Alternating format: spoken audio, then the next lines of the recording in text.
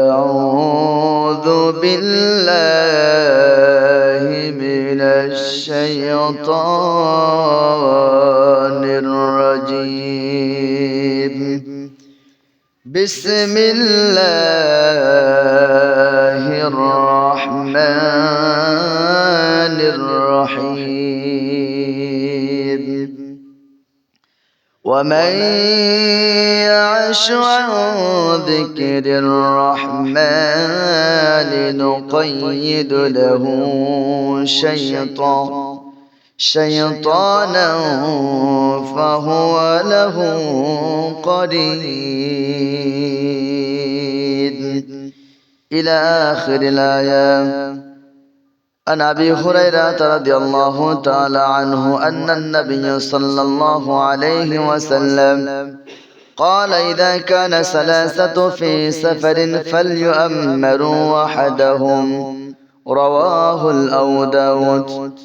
إن الله وملائكته يصلون على النبي يا أيها الذين آمنوا صلوا عليه وسلموا تسليما.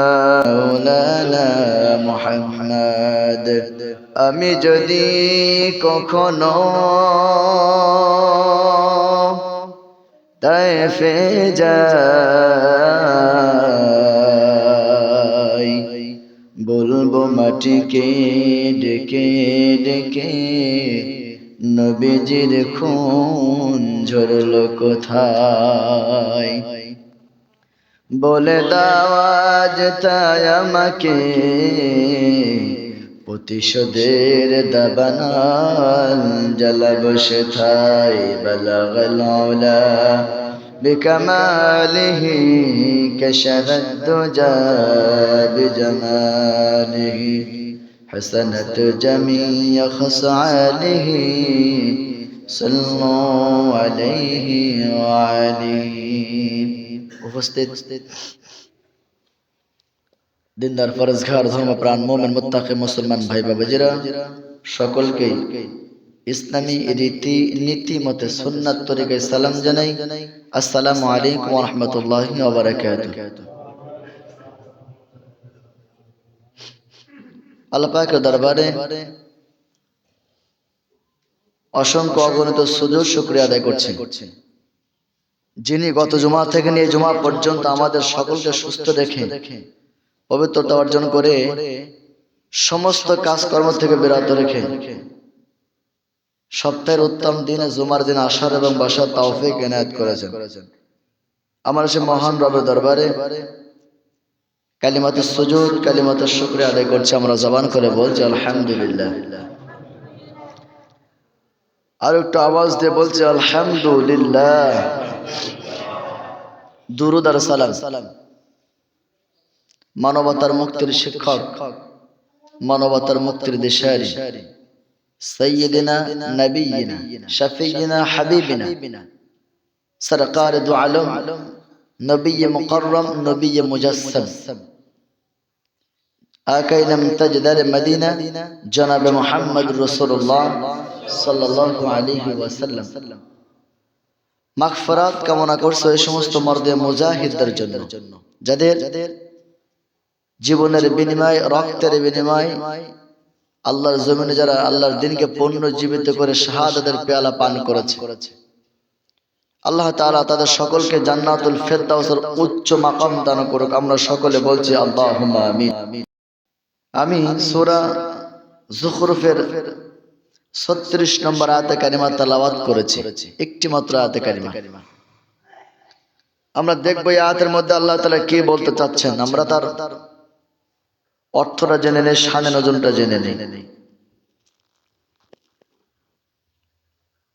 আল্লাহ তাআলা বলছেন ওয়ামান ইয়াশু আন যিকরির রহমান, যে ব্যক্তি আল্লাহর স্মরণ থেকে বিমুখ হয়ে যায়, আমি তার জন্য নিয়োজিত করেছি এক শয়তানকে।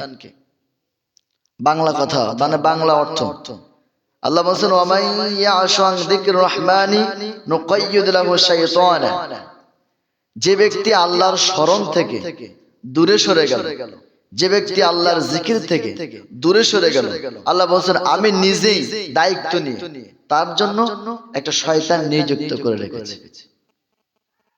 আল্লাহ দায়িত্ব নিচ্ছেন নিজে। আল্লাহ বলেন লা ইন শাকারতুম লাযিদান্নাকুম ওয়া লা ইন কাফারতুম ইন আযাবি লাশাদীদ। বান্দা আমার নিয়ামত পাওয়ার পরে, আমার নিয়ামতরা যে পাওয়ার পরে যখন কোন বান্দা শুকরিয়া আদায় করে, আমি তার জন্য তার নিয়ামতকে আরো বৃদ্ধি করে দেই। সুবহানাল্লাহ।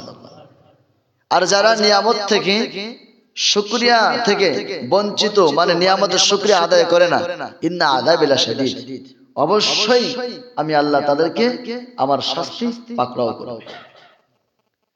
এখন আল্লাহর শাস্তি অনেক সহজ, এটা কোনো বিষয় না, তাই না? আল্লাহর শাস্তি সহজ না? আল্লাহর শাস্তির মোকাবেলা করার মতো ক্ষমতা আমাদের আছে? আল্লাহর শাস্তি, আল্লাহর পাকড়াও থেকে আমাদের কারোর পরিত্রাণ পাওয়ার কোনো লাইন নেই। ইন্না আযাবি লাশাদীদ, ইন্না কেন ব্যবহার করা হয়? ইন্নাটা বলা হয় এজন্য, কোন কাজ যখন আমরা করি, গ্রামারের ভাষায় কোন কাজ যখন আমরা করি তখন আমরা বলি অবশ্যই অবশ্যই এই কাজটা আমি করবই করবই। এখানে আল্লাহ বলেন ইন্না, নিশ্চয়, অবশ্যই, নিশ্চয়, ইন্না আযাবি লাশাদীদ, আমি আল্লাহ অবশ্যই অবশ্যই নিশ্চয় তাদেরকে আযাবের পাকড়াও তাদের ঘেরাও করবে। কি নিয়ামত আল্লাহ আমাদের দিয়েছেন, মাথা থেকে নিয়ে পা পর্যন্ত, এটা তো সব তো আল্লাহর নিয়ামত। দুইটা চক্ষু আপনাকে আমাকে ভালো দিয়েছেন, দুইটা হাত ভালো দিয়েছেন, দুইটা পা ভালো দিয়েছেন। অন্য মানুষের মতো তো আমাদেরকে বিদালঙ্গ করে পাঠান নাই, আমাদের তো আল্লাহ তাআলা সুস্থতা ভাবে পাঠিয়েছেন। শেখ সাদ রাহমাতুল্লাহ আলাইহি উনি ঘর থেকে বের হলেন আর মনে মনে ভাবলেন, আল্লাহ যদি আমার এক জোড়া জুতা হইতো, আমি একটা প্রোগ্রামে দাওয়াতে যাচ্ছে, যদি আমার এক জোড়া জুতা হইতো তাহলে আমি পায়ে দিয়ে যাইতে পারতাম। উনি হাঁটতে হাঁটতে হাঁটতে পথের মাঝখানে চলে গেছেন। যাইতে যাইতে তিনি দেখেন যে একটা মানুষ রাস্তা দিয়ে আসতেছে, একটা মানুষ, তার দুইটা হাতও নেই, দুইটা পাও নেই, হামাগুড়ি দিয়ে আসতেছে বিভিন্ন ভাবে কষ্ট করে। শেখ সাদ রাহমাতুল্লাহ আলাইহি যখন তিনি দেখলেন আর উপলব্ধি করেন, আল্লাহ আমার দুইটা এক জোড়া জুতার জন্য তোমার কাছে ফরিয়াদ করছিলাম, অথচ আমার চাইতে ওই ব্যক্তির দুইটা হাত নেই, পা নেই, ওই ব্যক্তির চাইতে আমি ভালো আছি, আমার জুতার কোনো প্রয়োজন নেই। সুবহানাল্লাহ, আমার জুতার কোনো প্রয়োজন নাই। তুমি যে আমাকে দুইটা হাত দিছো, দুইটা পা দিছো, দুইটা চক্ষু দান করেছো, এটাই সবচেয়ে বড় নিয়ামত। এর চাইতে বড় নিয়ামত পৃথিবীতে আর হতে পারে না। একজন অন্ধকে প্রশ্ন করা হয়েছিল, ভাই তুমি তো অন্ধ, তুমি কি দেখতে চাও? তোমার মনে কষ্ট নাই? তোমার মনে কি কোনো কষ্ট নাই? অন্ধ বলতেছে, আমার মনে কোনো কষ্ট নেই। এই চক্ষু দুইটা আল্লাহ দান করেছেন, এই চক্ষু দুইটা অন্ধ করে পাঠিয়েছেন। এই চক্ষু দুইটা পৃথিবীর কোনো কিছু দেখতে চায় না। এই চোখ কিয়ামতের ময়দানে যখন আল্লাহ রাব্বুল আমিন আমাকে উঠাবে, আমার সুস্থ চোখ দান করবে, আর ওই সুস্থ চোখ দিয়ে যেন আমি আমার সর্বপ্রথম আমি আমার আল্লাহকে দেখতে পাই। সুবহানাল্লাহ, দেখছেন কত বড় কথা। দুইটা চোখ আল্লাহ দান করেছেন কিন্তু অন্ধ, দুইটা চোখ আল্লাহ তাআলা তার দৃষ্টি শক্তি দেন নাই। তাকে প্রশ্ন করা হলো, তুমি কি দুনিয়ার কিছু দেখতে তোমার মনে চায় না? বলো না, যে আল্লাহ আমাকে অন্ধ করে দিয়েছেন, আমি কিয়ামতের ময়দানে যেন আমি আমার এই চোখ দিয়ে পৃথিবীর কোনো জিনিস দেখার আমার দরকার নাই, এই চোখ দিয়ে যেন আমি আমার আল্লাহকে দেখতে পাই। সুবহানাল্লাহ। সম্মানিত বন্ধুগণ আমার, আল্লাহ রাব্বুল আলামিন বলেন, দুনিয়ার মানুষেরা তোমরা যদি আমার নিয়ামত থেকে দূরে সরে যাও, আমার নিয়ামতের শুকরিয়া তোমরা যদি আদায় না করো, তাহলে আমি আল্লাহ রাব্বুল আলামিন তোমাদেরকে ইন্না আযাবি লাশাদীদ, আমি আল্লাহ রাব্বুল আলামিন অবশ্যই অবশ্যই তোমাদেরকে আযাবের গ্রেফতারে পরোয়ানা জারি করে দেব, যে আযাব পৃথিবীর কারো সহ্য করার ক্ষমতা নাই। সম্মানিত ভাইরা আমার, আল্লাহ রাব্বুল আলামিন বলেন, তোমরা যদি আমার স্মরণ থেকে, আমার জিকির থেকে, আমার শুকরিয়া, আমার নিয়ামত থেকে তোমরা শুকরিয়া না করো, আমার স্মরণ থেকে তোমরা যদি দূরে সরে যাও, আমি আল্লাহ রাব্বুল আলামিন তোমাদের জন্য আমি আল্লাহর নিজে দায়িত্ব নিয়ে, আমি আল্লাহ রাব্বুল আলামিন নিজে দায়িত্ব নিয়ে তোমাদের পিছনে শয়তানকে লেলিয়ে দেব। কারণ শয়তান তোমাদের প্রকাশ্য শত্রু, আর ওই শত্রুর মোকাবেলায় তোমাদেরকে করতে হবে। কারণ তোমরা যে আমি আল্লাহকে রব বলে মেনেছিলে, ওই রূহ জগতে আমরা যখন আল্লাহ রাব্বুল আলামিন আমাদের সকলকে সৃষ্টি করেছিল, আল্লাহ রাব্বুল আলামিন বলেছিলেন তোমরা কি আমাকে রব বলে মানো? আমি তোমাদের রব। আমরা বলেছিলাম ক্বালু বালা, তুমি আমাদের রব, তুমি আমাদের সৃষ্টিকর্তা, তুমি আমাদের হায়াত দাতা, তুমি আমাদের রিজিক দাতা, সর্বোপরি তুমি হলে আমাদের রব। আলাস্তু বিরাব্বিকুম। আল্লাহ বলেছেন পৃথিবীর সমস্ত মানুষ যারা এসেছে আর যারা আসবে, রূহ জগতে আল্লাহ রাব্বুল আলামিন প্রশ্ন করেছিল আলাস্তু বিরাব্বিকুম, আমি কি তোমাদের রব না? আমরা বলেছিলাম রব্বুল আলামিন ক্বালু বালা, অবশ্যই তুমি আমাদের রব। তাহলে আল্লাহ তাআলা কেন দুনিয়া পাঠিয়েছেন?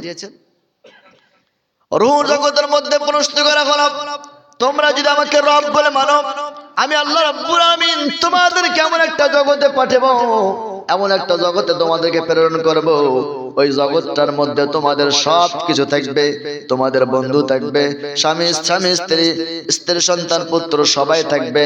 পরবর্তী দিয়ে তোমরা আমাকে যারা বেশি ভালোবাসো, আমাকে যারা الذي خلق الموت والحياة ليبلوكم أيكم أحسن عملا, তোমরা যে কতটুকু আমল করতে পারো, কতটুকু ভালো কাজ করতে পারো, ওই ভালো কাজ আমলের মধ্যে জন্ম এবং হায়াত এবং মৃত্যুর মধ্যে আল্লাহ রাব্বুল আলামিন আপনাকে আমাকে সীমাবদ্ধতা করে দিয়েছেন। এই সময়ের মধ্যে আমরা যতটুকু ইবাদত করব, যতটুকু আমল করব, ওই আমলের প্রতিযোগিতার জন্য আল্লাহ রাব্বুল আলামিন আপনাকে আমাকে দুনিয়াতে পাঠিয়েছেন। দুনিয়াটা হলো একটা ফসল রোপণ করার জায়গা। এখানে উন্নত মানের ফসল রোপণ করলে আপনি ভালো মানের বীজ রোপণ করলে ভালো ফসল পাবেন। ঠিক আমরা যদি এই দুনিয়াতে ভালো মানের ইবাদত করতে পারি, হারাম মুক্ত ইবাদত করতে পারি, হালাল পন্থা অর্জন করতে পারি, তাহলে আল্লাহ তাআলা আমাদেরকে সহজ করে দিবেন। আল্লাহ রাব্বুল আলামিন কিয়ামতের ময়দানে প্রশ্ন করবেন, বান্দারা দুনিয়াতে অর্জিত সম্পদ তুমি কিভাবে উপার্জন করলে?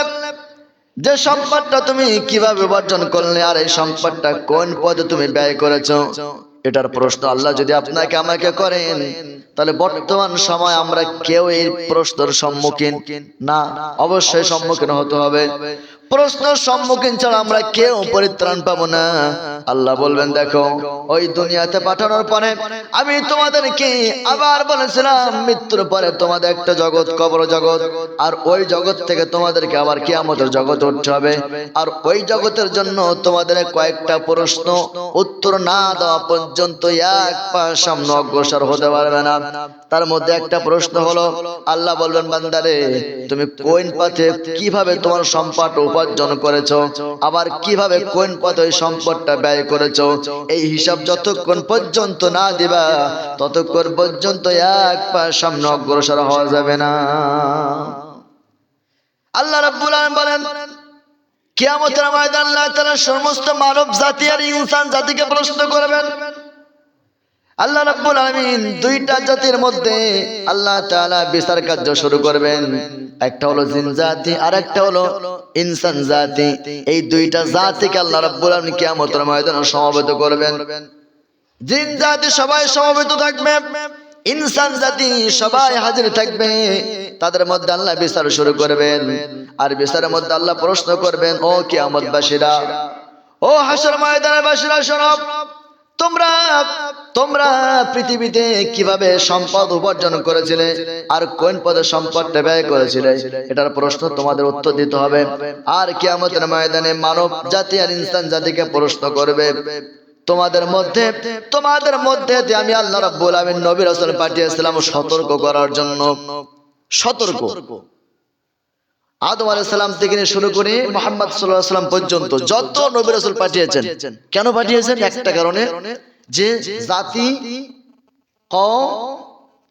এই মানুষগুলা তারা বিভ্রান্ত দিকে যাচ্ছে, ইহদিনাস সিরাতাল মুস্তাকিমের পথ বাদ দিয়ে তারা মানব রচিত শয়তানের মতাদর্শের উপরে তারা চলতেছে।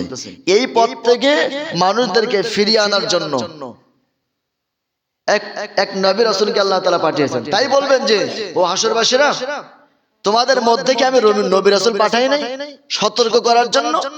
তখন হাসরবাসীরা বলবে, মানব জাতির ইনসান জাতির সবাই বলবে হ্যাঁ, আমাদের মধ্যে, আমাদের মাঝে, আমাদের মধ্য থেকে আমাদের জন্য সতর্ক করার জন্য নবী ও রাসূল এসেছিল, কিন্তু ওইটা আমরা প্রত্যাখ্যান করেছিলাম। সাময়িকভাবে আমরা ওইটাকে প্রত্যাখ্যান করেছিলাম, আমরা ওটা মানি নাই, ওই দাওয়াতটা আমরা অ্যাকসেপ্ট করে নাই, গ্রহণ করে নাই। কেন করে নাই? যে আমার ক্ষমতা আছে, আমার সম্পদ আছে, আমার সম্মান আছে, আমার ইজ্জত আছে, এই দাম্ভিক্য, এই অহংকারের কারণে আমি ওইটাকে গ্রহণ করি নাই। আল্লাহ তাআলা বলেন, তাহলে তোমরা কেন গ্রহণ করো নাই? তোমরা এইটা মনে করেছিলে যে আমাদের মনে হয় হিসাব নেবে না, আমাদের মনে হয় বিচার কাজ শুরু করবে না। কেমন করে বিচার করবে? মূসা আলাইহিস সালাম প্রশ্ন করলেন, আল্লাহ, অসংখ্য অগণিত মানুষ থাকবে, তার ভিতর দিয়ে আপনি জান্নাতি মানুষ আর জাহান্নামী মানুষ কেমন করে চিনবেন? এই ক্ষমতা আল্লাহর আছে না নাই? জোরে কোন আছে না নাই?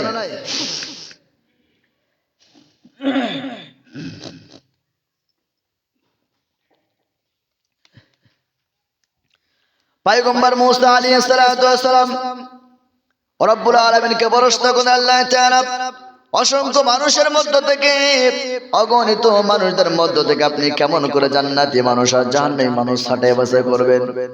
আল্লাহ রাব্বুল আলামিন মূসাকে বলেন, মূসা, তিনটা প্রাণী জবাই করো, একটা উট জবাই করো, একটা কাক জবাই করো, আর একটা ময়ূর পাখি জবাই করো।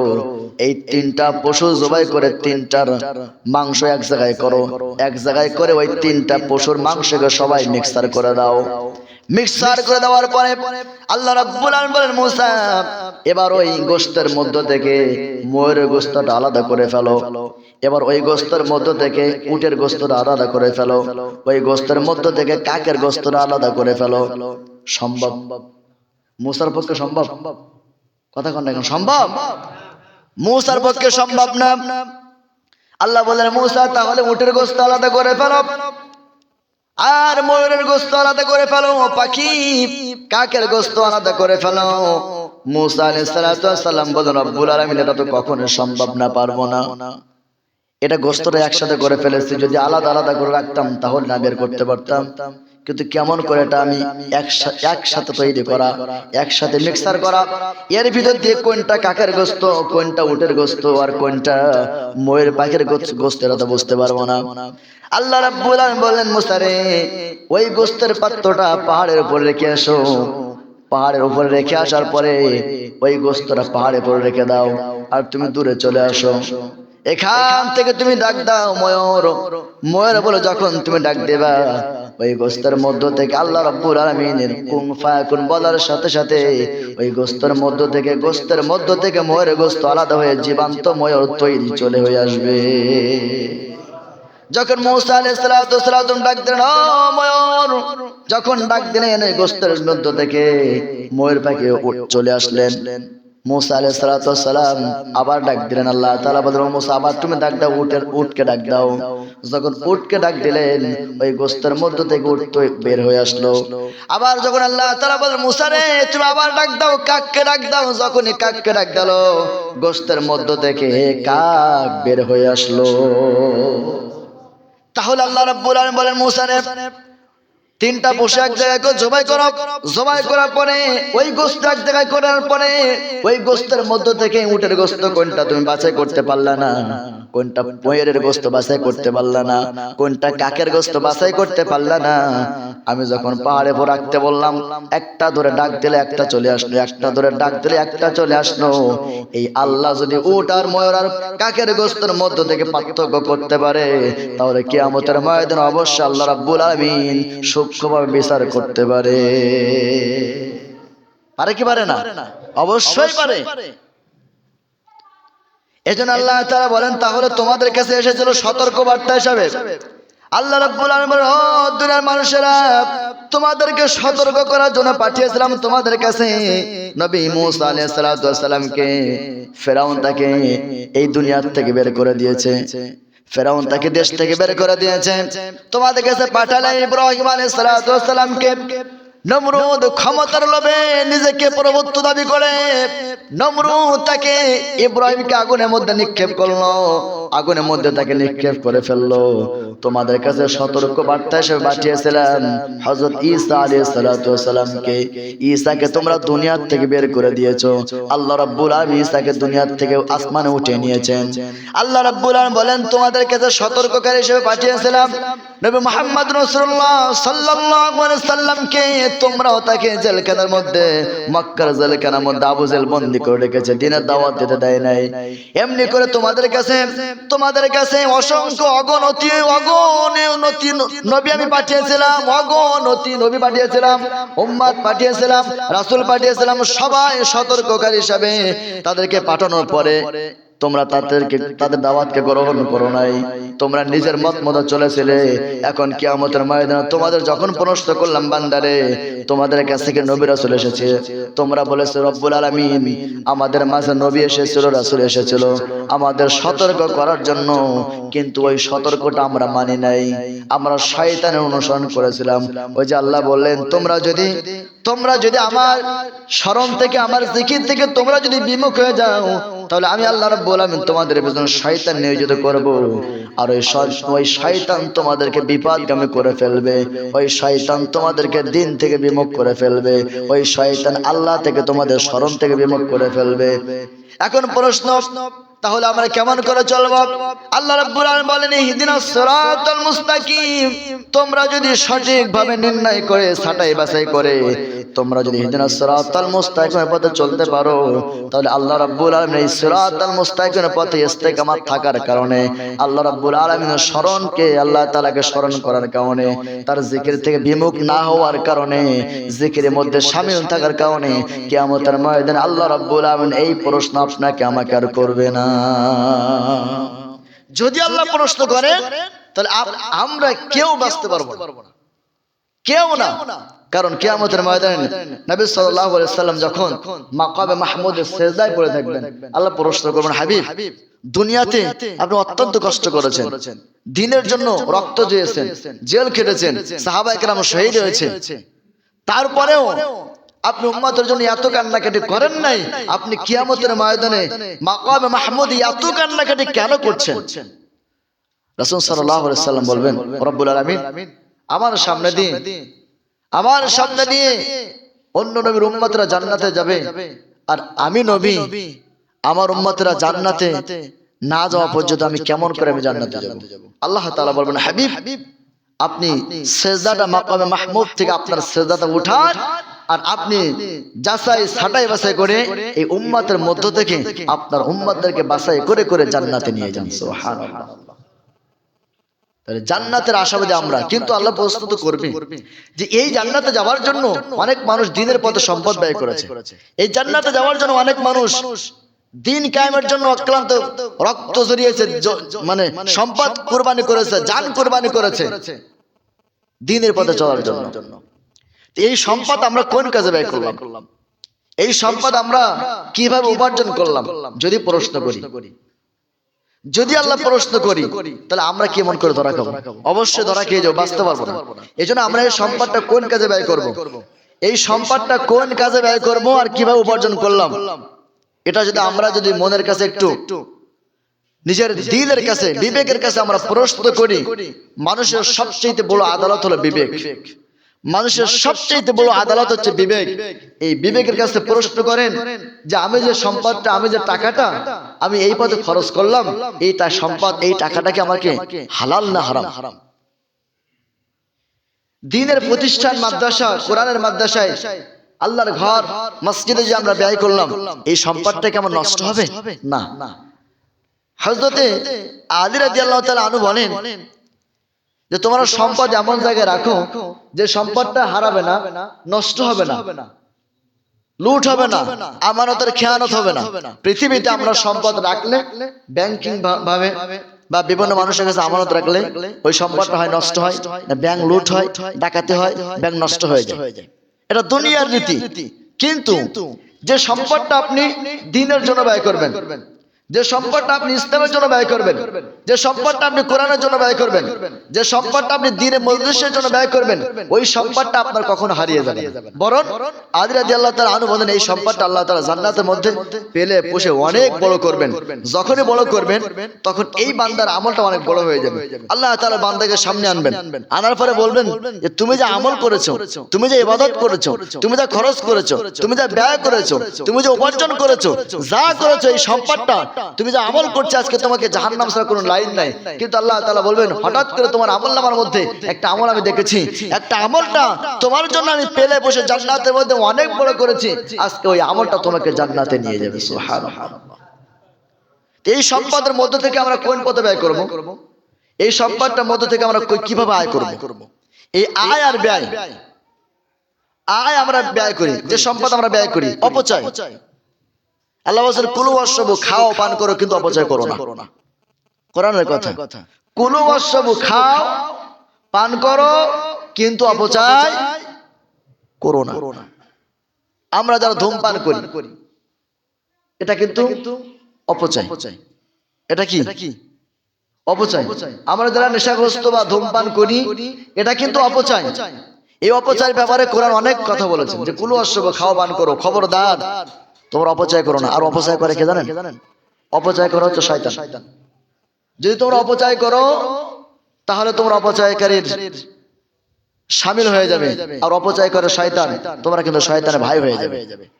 এই জন্য অপচয় করা যাবে না। সম্পদ যতটুকু আছে, যেভাবে আছে, ওইটা দ্বীনের পথে ব্যয় করতে হবে, ভালো কাজে ব্যয় করতে হবে, আর হালাল পন্থা উপার্জন করতে হবে। তাহলে আমরা বুঝলাম যে সম্পদের জন্য আল্লাহ কিয়ামতের ময়দানে প্রশ্ন করবেন, সম্পদটা কিভাবে আয় করলাম, কিভাবে ব্যয় করলাম। তো এই আয় আর ব্যয় যেন আমরা হিসাব করে ব্যয় করতে পারি, হিসাব করে আয় করতে পারি। যদি আমরা হিসাব করে আয় আর ব্যয় না করি, তাহলে যদি অপচয় করি, এই সম্পদটা অপচয়ের মধ্যে শামিল করার কারণে শয়তানের অনুসরণ হয়ে গেলাম, আমরা শয়তানের অনুকরণকারী হয়ে গেলাম। এজন্য আমরা যে সম্পদটা আল্লাহ দিয়েছেন, আল্লাহ কাউকে সম্পদ দিয়েছেন, আমার কাউকে দেন নাই। কাউকে ইজ্জত দিয়েছেন, কাউকে বেইজ্জত দিয়েছেন। আবার কাউকে সন্তান দিয়েছেন, কাউকে সন্তান না দিয়েছেন। আবার কাউকে সুস্থতা দিয়েছেন, আবার কাউকে অসুস্থ দিয়েছেন। বিভিন্ন ভাবে আল্লাহ তাআলা আপনাকে আমাকে পরীক্ষার মধ্যে রেখেছেন। এই সদা সর্বদা যেন আমরা পরীক্ষার মধ্যে উত্তীর্ণ হতে পারি, আল্লাহ তাআলা আমাদের সকলকে সেই তৌফিক দান করুন। জোরে বলুন আমিন। ওয়া মা আলাইনা ইল্লাল বালাগ। আসসালামু আলাইকুম ওয়া রাহমাতুল্লাহি ওয়া বারাকাতুহু।